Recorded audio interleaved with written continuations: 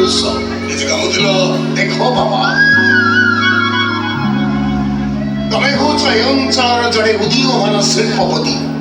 ଜଗନ୍ନାଥଙ୍କ କୃପାରୁ ତମେ ଉନ୍ନତିର ପାହାଚ ଅତିକ୍ରମ କରି ଚାଲିଛ ଯାହା କହୁଛ ସିଧା ସିଧା କୁହ ଆଜି ମୋ ଝିଅର ଜନ୍ମଦିନ ମୁଁ ବହୁତ ବ୍ୟସ୍ତ ଅଛି ତମେ ସବୁ ମନ୍ଦିର ଭାଙ୍ଗିବାକୁ ଯାଉଛ ସେଇଟା ଅନେକ ବର୍ଷ ତଳର ମନ୍ଦିର ଯୋଉ ମନ୍ଦିରର ଠାକୁର ସ୍ୱୟଂ ଜଗନ୍ନାଥ ସେ ମନ୍ଦିରକୁ ଭାଙ୍ଗି ଅନେକ ଭକ୍ତଙ୍କର ଆସ୍ଥାକୁ ଭାଙ୍ଗୁନି ତମକୁ ପାପ ଲାଗିବ ତମେ ଆସି ପାର ମୁଁ ତମକୁ ଅନୁରୋଧ କରୁଛି ମନୋଭାବ ପରିବର୍ତ୍ତନ କର ନହେଲେ ଭଲ ହବ ତମ ଜଗନ୍ନାଥ ଅଭିଶାପ ଦେବେ କାଠ ଦିଅର ଅଭିଶାପରେ ମୋର ଅମଙ୍ଗଳ ହବ ଜଗନ୍ନାଥ ଜଗତର ଠାକୁର ତାଙ୍କୁ ସେମିତି ପରିହାସ କରନି କୋଉ ଜଗନ୍ନାଥ କଥା କହୁଛ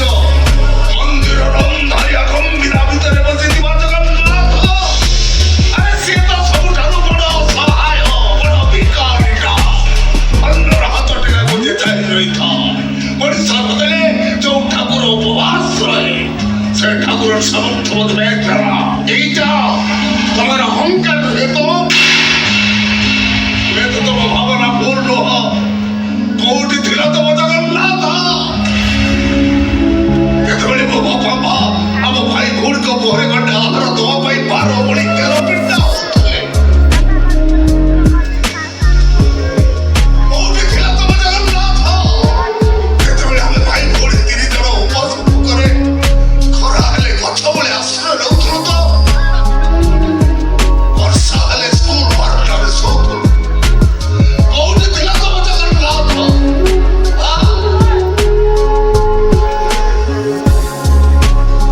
ହେଇଛି ପରିଶ୍ରମ ହେଇଛି ମୋ ବାବୁ ବଳ ରହିଛି କୋଉ ଜଗନ୍ନାଥ ଦେହ ରହିନି ଯେତେବେଳେ ତ ତମ ଜଗନ୍ନାଥ ମତେ ଦୟା କରୁନାହାନ୍ତି ସେ ଜଗନ୍ନାଥ ପ୍ରତି ମୋର ଅନୁକମ୍ପ ନାହିଁ ସେ ମନ୍ଦିର ଭଙ୍ଗା ହବ ମୁଁ ତମକୁ ଅନୁରୋଧ କରୁଛି ମୋ ଅନୁରୋଧ ରକ୍ଷା କର ବାବା ଶୁଣ ମୋ ପାଖରେ ଗଭର୍ଣ୍ଣମେଣ୍ଟ ପରମିଶନ ଅଛି ଯିଏ ମୋ କାମରେ ବାଧା ଦବ ତାକୁ ଜେଲ୍ ପଠେଇବାଟା ଫାଇଦା ପୁନର୍ବାର ଚେତାଇ ଦଉଛି ତମେ ଯୋଉ ମନ୍ଦିର ଭାଙ୍ଗିବାକୁ ଯାଉଛ ସେଇଟାକୁ ଆବହମାନ କାଳରୁ ଦଣ୍ଡାୟମାନ ଯୋଉ ମନ୍ଦିରର ଠାକୁର ସ୍ୱୟଂ ଜଗନ୍ନାଥ ଜିଅନ୍ତା ଠାକୁର ଯିଏ ଯେତେବେଳେ ତା ଦ୍ୱାରେ ହାତ ଟେକିଛି ସେ କାହାରିକୁ ଖାଲି ହାତରେ ଫେରେଇ ଦେଇନି ବଡ଼ ଦିଅ ବଡ଼ ଠାକୁର ଯେତିକି ସରଳ ସେତିକି ଜଟିଳ ଜାଣିଛି ସେଇ ଜଗନ୍ନାଥ ରାମ ଅବତାରରେ ନିଜ ସ୍ତ୍ରୀ ସୀତାକୁ ରାବଣ ପାଖରୁ ଉଦ୍ଧାର କରିବା ପାଇଁ ମାଙ୍କଡ଼ ଭାଲୁ ଏମିତି ଗୁଣ୍ଡୁଚି ମଶାର ଆଶ୍ରୟ ନେଇଥିଲେ ଏ ସେଇ ଜଗନ୍ନାଥ କୃଷ୍ଣ ଅବତାରରେ ନିଜ ହାତ ତିଆରି ଦ୍ୱାରିକା ପୁରୀ ଧ୍ୱଂସ ହେଇଗଲା ଏ କିଛି କରିପାରିନଥିଲା ଏ ସେଇ ଜଗନ୍ନାଥ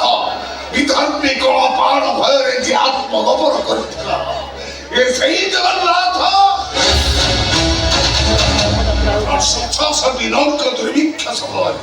ତା ମନ୍ଦିରର 2 ବର୍ଷରେ ଲକ୍ଷ ଲକ୍ଷ ସର୍ବହରାଙ୍କର ଶବ ଗଡ଼ୁଥିଲା ଏ ସେଇ ଜଗନ୍ନାଥ ଜଗନ୍ନାଥ গাড়ি মো সহই গর্ব রস হই দণ্ডকে চুনা করাই মধে যে হৃদ পদ্মরে ভাবুথাই তাকু অভয় বর দিয়ই